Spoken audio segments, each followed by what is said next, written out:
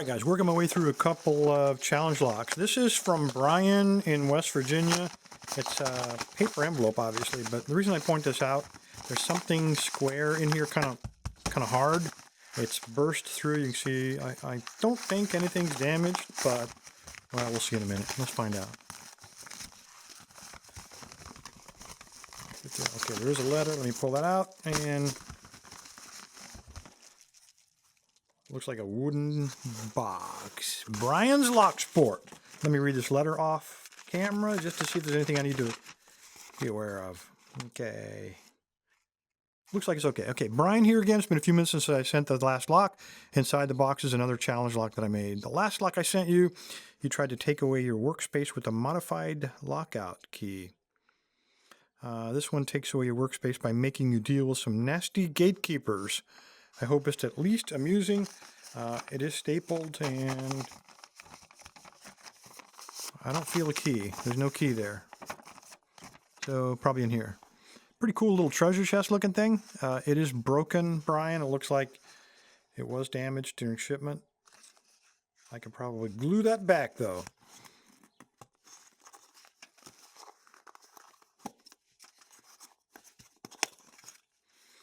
Okay.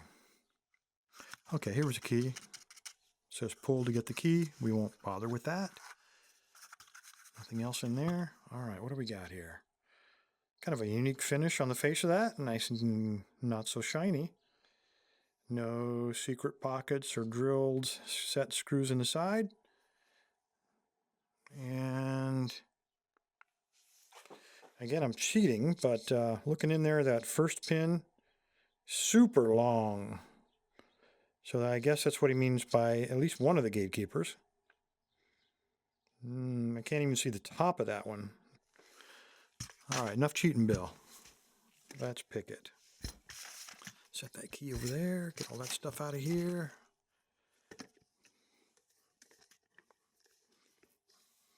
All right. See what we got. I am going to pick him clockwise. Top the keyway. Nice wide open. Does that fit? Yeah. That's pretty good. Let's pick him clockwise, so I will mark it.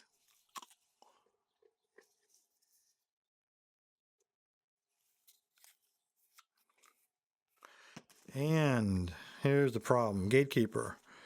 If that first pin is truly as long as what he shows there, he's not going to come up very much. I'm going to have to pick from the bottom of the keyway probably with a very slim pick so I don't overset him or any of his brothers. So, what do I have? See if he'll work.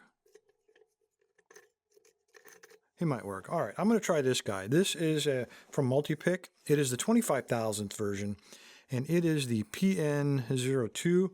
The reason I chose it is it's got a lot of rise, and when you look at this profile, it's a Euro profile, very thin. So it's 25,000, should be strong enough, and it's thin enough where it should slide under gatekeepers. That's my theory anyway. We'll try it. We do have a good amount of flop. Let me turn this a little bit so I don't bump into my new camera stand too much. All right, let's try it. Tell you what, let me put my hand right there. More gooder. All right. I'm going to cheat a little bit again. I'll show you a new trick. Apply heavy tension. Find the binder.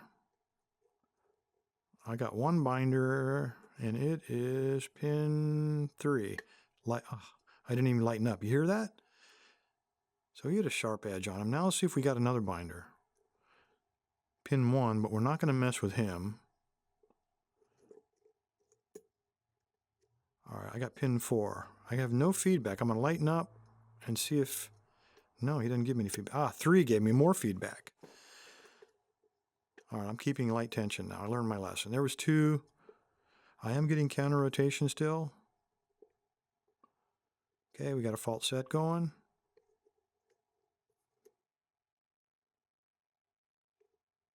Come on. 5, that's counter rotation. Got a nice deep fault set working.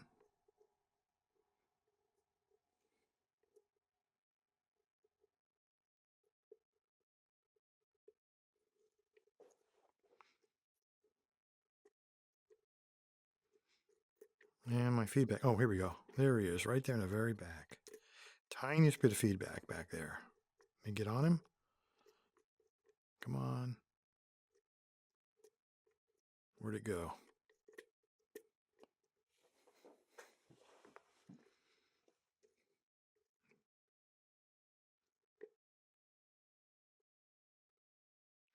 Counter rotation on 2. A lot of counter rotation on 2.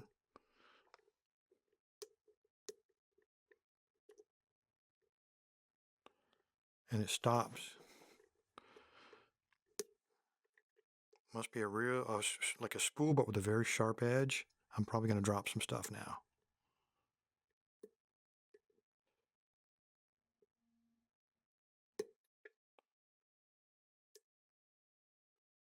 Still don't have him. I think I got him that time.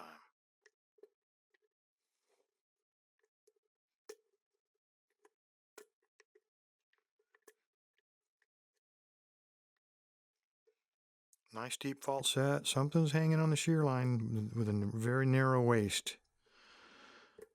And it's not talking. Here we go. 2 again. I don't think I got him the first time. All right, let's unwind this and see about picking 2. Okay, that was 2. Nice solid click. And I lost part of the fault set though. And I believe that's open. I think the tailpiece is caught on the rear. Let's find out. Yep. Okay. All right, Brian, when you use the word gatekeeper, that kind of helped me out quite a bit. So I would advise you guys. Brian, it was a valiant effort. I'll give you that. And I'll tell you what. Let's go ahead and gut it. I'll tell you what I'm going to give you. Just got these in. Brand new LockLab stickers with the LockLab website. Used to say Lock-Lab. Got that changed. That's the new website. Well, either one will get you there. Free lockpicking courses, all kind of free stuff to download. Downloadable 3D print trays and followers, all kind of cool stuff. Oh, that was the right end, wasn't it? Anyway, if you're looking to download a bunch of references, key ID guides, look on the download section of the website. You guys, there's plenty of stuff there. Likewise, if you have anything that you would like to see offered to everybody for free, I give everything away. If you'd like to give something away too, text-wise or picture-wise, please send it in and I'll put that on the website so other people can benefit from it. All right, I should have locked that up. Rather than flap my lips, let's go ahead and...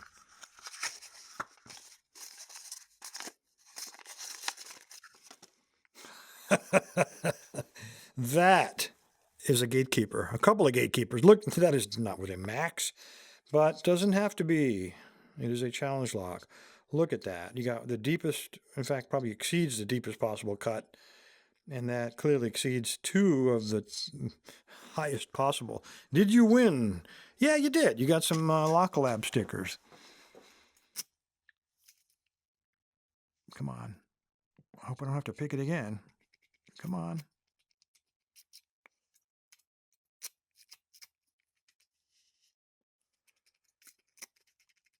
I probably should have left it open, huh? Tell you what, let me find a beater.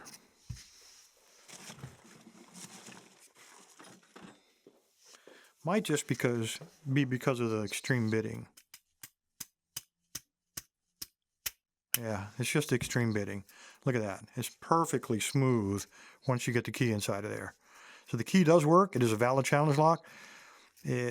I was going to say it's perfect. It got snagged a couple of times. I don't know why, but now it's working perfectly. I am not going to take that out of there. Let's turn that the way it ought to be. Get us a follower. And not be so stupid or in a hurry, Bill. I mean, you got this far. Why blow it, right?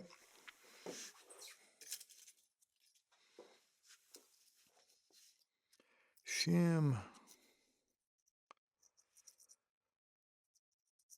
Tell you what, let me shim this thing, and then I'm going to look at the letter again, and we'll look at that stapled part just to see if there's any more secrets that Brian wants to give away. Because so he's shimmed. Let's take a look here.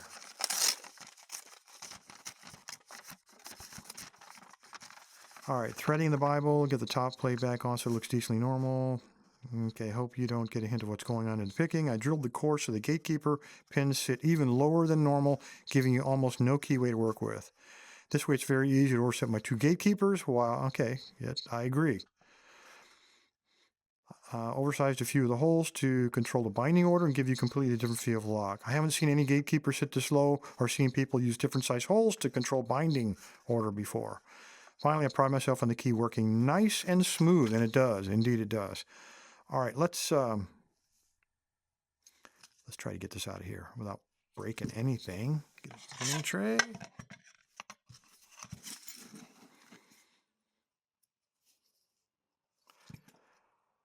Arg.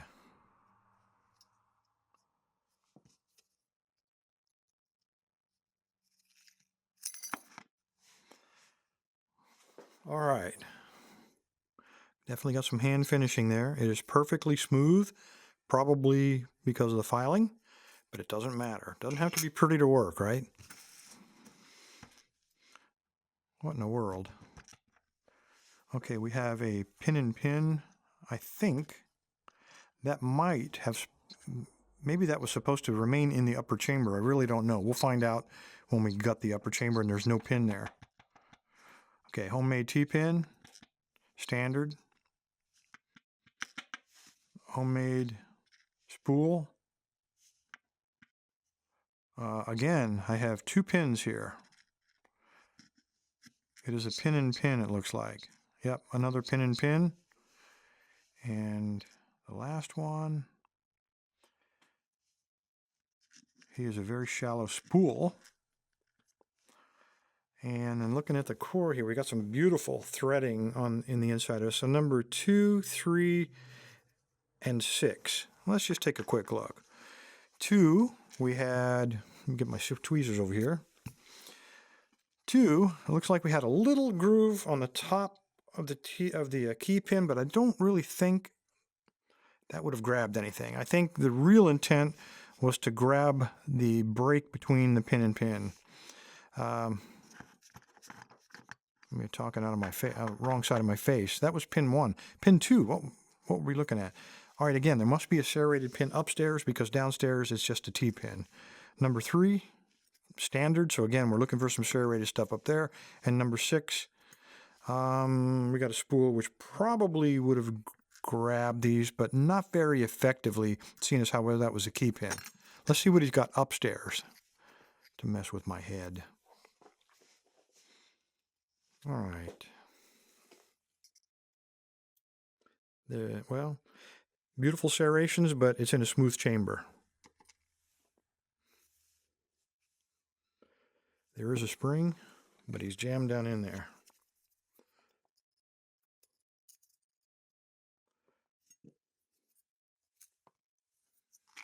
Okay, number 2.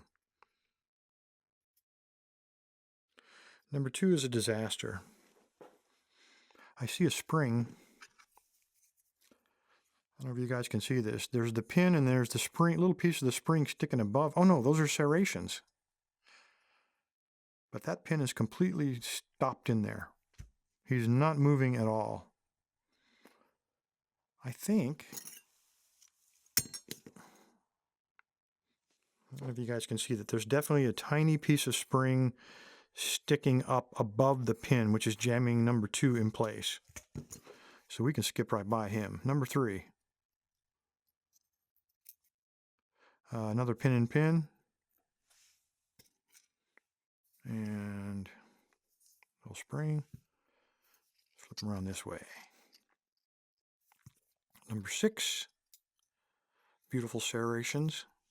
And that is in a serrated chamber, if you recall. So good match up there. And a very flimsy spring, not a lot of compression strength to him. And we have a threaded chamber in 6 as well. Number 5, serrations in a smooth chamber in the core, but it looks like serrations inside of the Bible.